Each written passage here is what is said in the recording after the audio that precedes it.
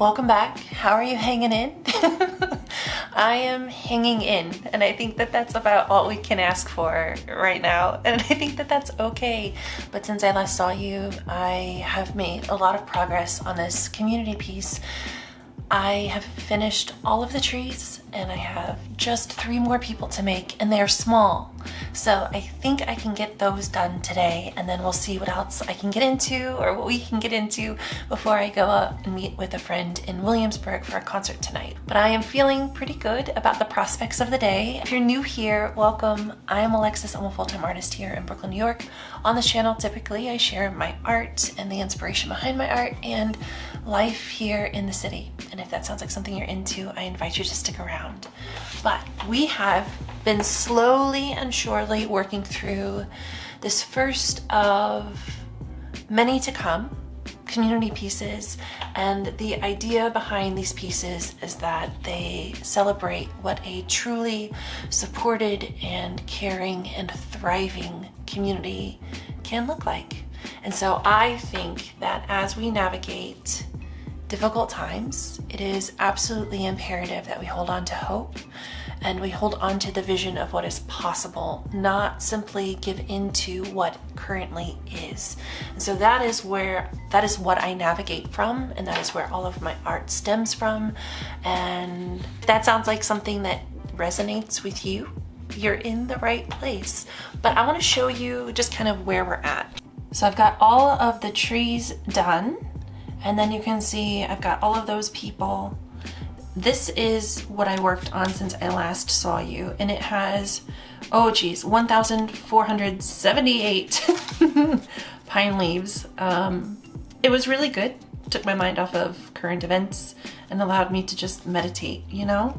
And then we also created this person. So today we're going to create the woman who lives here and the children who are enjoying his music.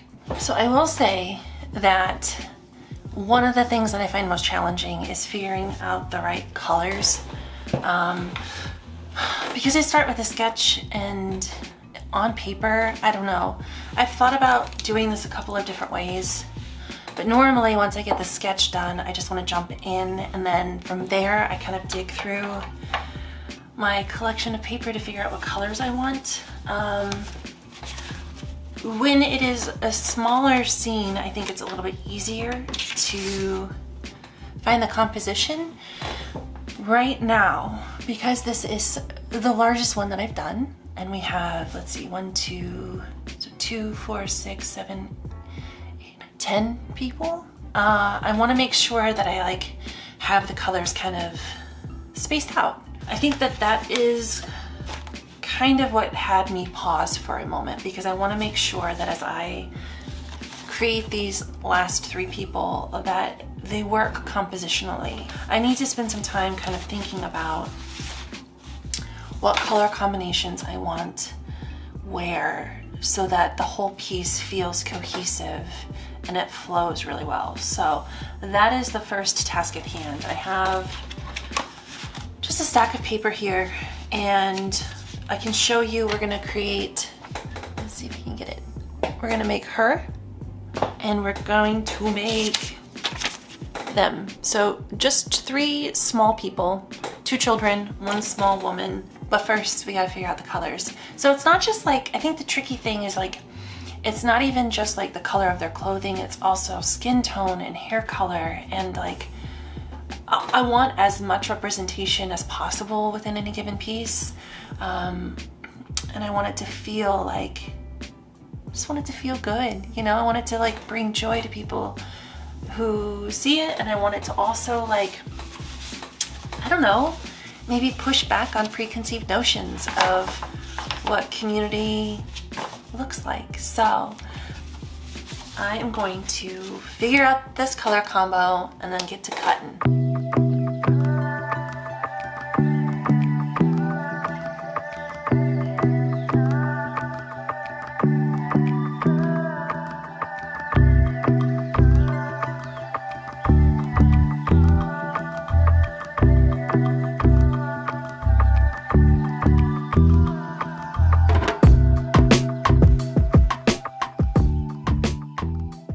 I've been really struggling with the idea of leaving.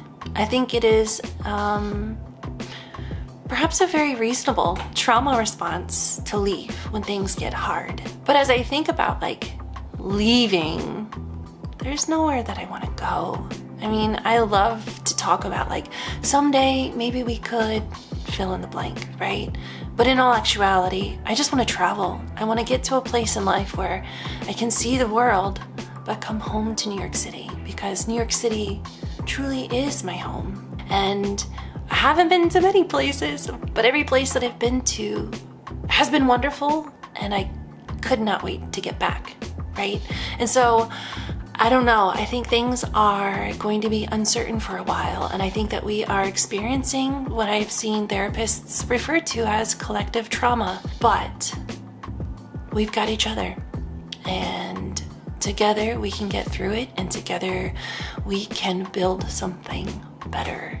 And so I think that today I have released that trauma response of fleeing and instead really held on to the truth of the strength of community.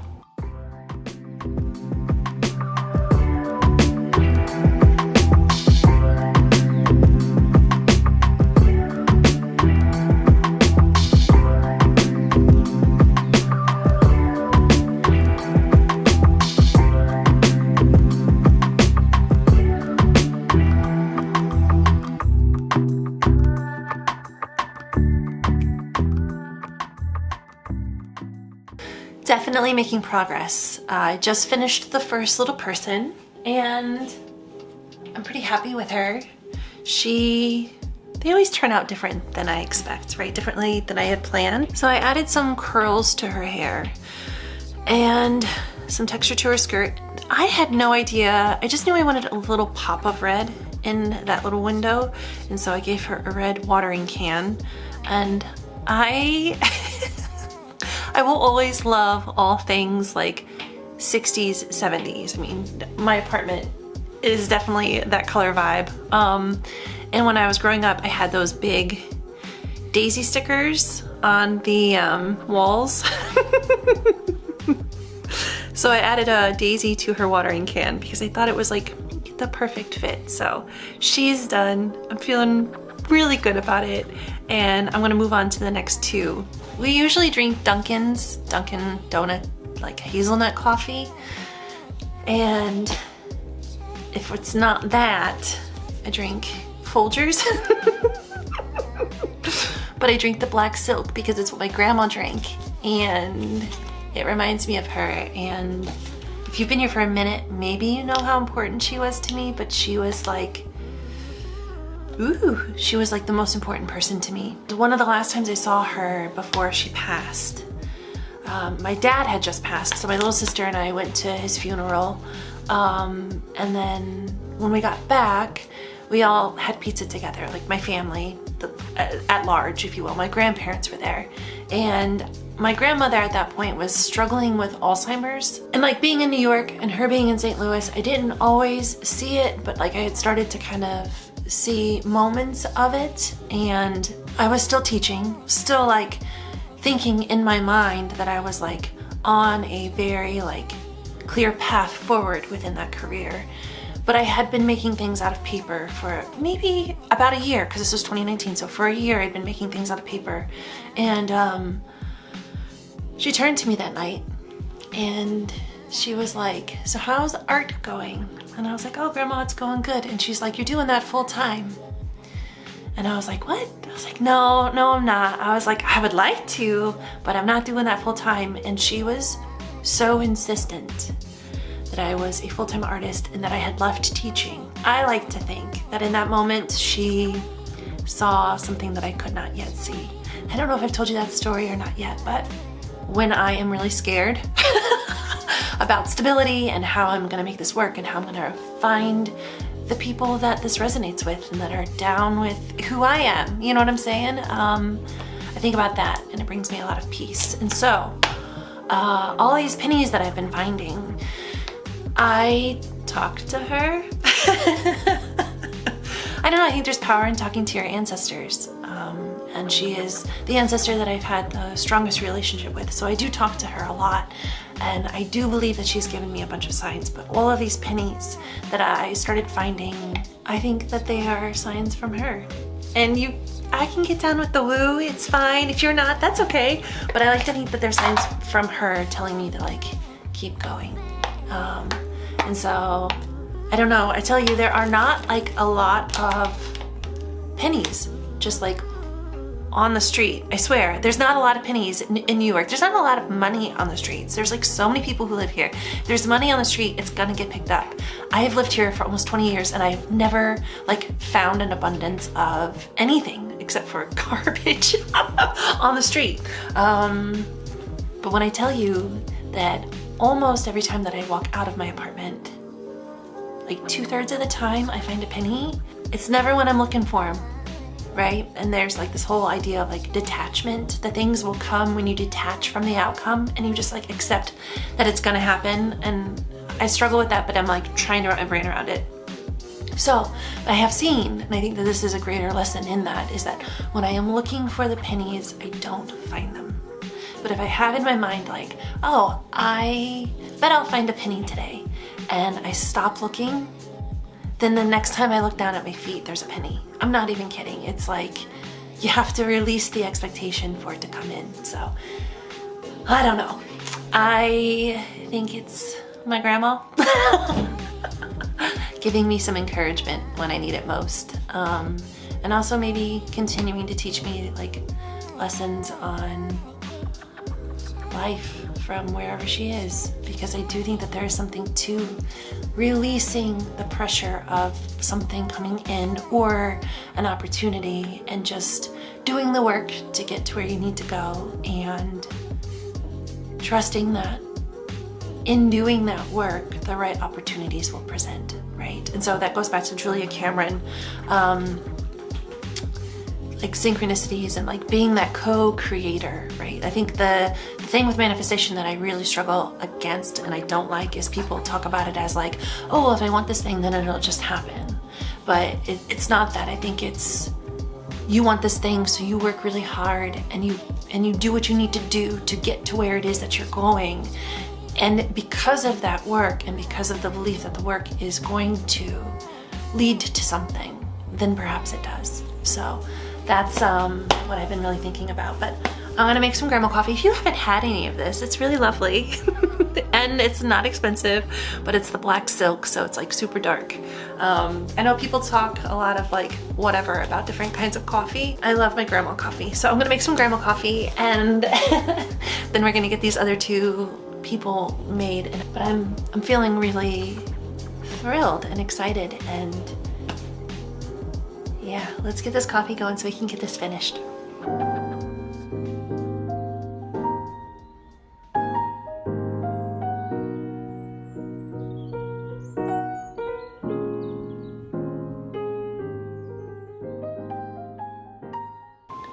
I'm thinking that I want to give this little one glasses. She doesn't have them right now, but it's another one of those like trying to space out things. But I think she'd be really cute with them. So, I don't know, stay tuned.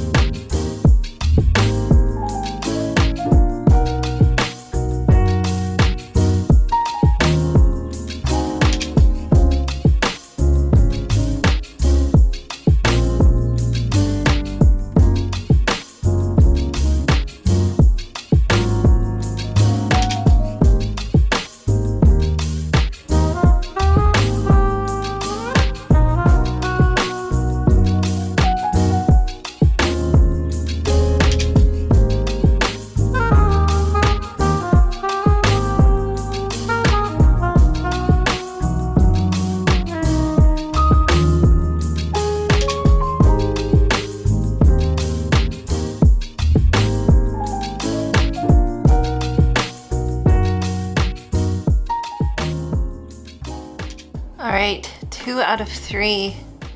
And I ended up giving her glasses because I think she just looks really cute with the glasses. And I am ready to move on to the third one. So we are making really good progress. I don't know how much more I'm gonna get done before I need to get ready to go. I probably should shower. I probably should shower and wash my hair, but I am happy that the people are almost done, and then it's figuring out the mediums that I want to use for the background, right? So each window is going to have a different apartment. We have one more person to make today, and it's the other little kid who is listening to the saxophone player. So let's get him going, and I'll check back in with you.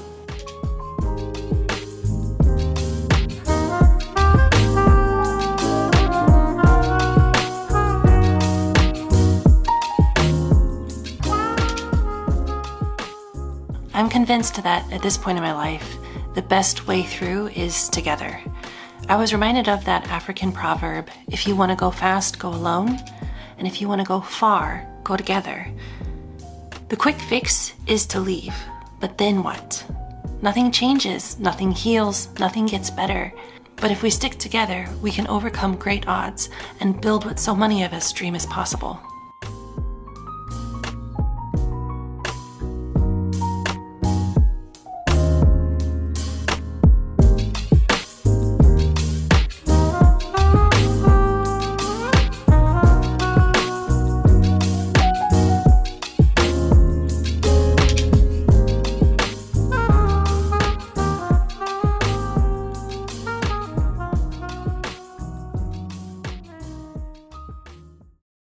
And as I was thinking about all of this, I got onto my train and 2 of my friends were in my car. And I hadn't seen them in 6 months, but it was like this magical thing that New York orchestrated. And then as I walked into the venue, an acquaintance was working the door. And I go months and months without seeing people because if you live in New York, you know, it's difficult to make plans and it's difficult to meet up. But every now and then, I feel like New York and the universe conspire, and you are just reminded of how magical this place is and how much of a community you have here. At times, New York can feel quite isolating. However, there is tremendous community to be found, and this night was exactly what I needed to get out of my head and to get out of the worry and to get back into the community that I have come to love so much here in the city. And so, I don't know, man, it can be really tempting to give in to fear and to run, which at this point I'm convinced they want us to do. But I think it takes a lot of courage to dig in your heels and to fight back, and to find community and to push back against that hyper-individualism and to build something beautiful in the face of utter destruction. And on this night, I was 100% reminded of how much I love the city, how much community I have here, and how much fight I still have left in me. So I want to encourage you, find your people and find that encouragement and join us. And I think I'm gonna wrap up the vlog here. Last one was pretty long, and this one I think is exactly where it needs to be. So I am just so thrilled for any amount of time you chose to spend with me. If you made it all the way through the video, thank you. And if you found value here, anytime you engage with something that I put out, it helps YouTube know that there's something of value here, and it's more willing to share me with more wonderful people like you. And we have a very small but growing community, and every thumbs up and every comment I am just tremendously grateful for. I love having conversations with you all, so don't be shy. But I just want to thank you for spending your time with me, and if you would like to subscribe, I would be truly honored if you joined us. I typically share my art and life here, and I would love to have you along on the journey. We are nearing our 1-year anniversary, and I have so much enjoyed this journey with you all. But lastly, whatever time of day you've watched this, I hope it has been a kind one, Until next time.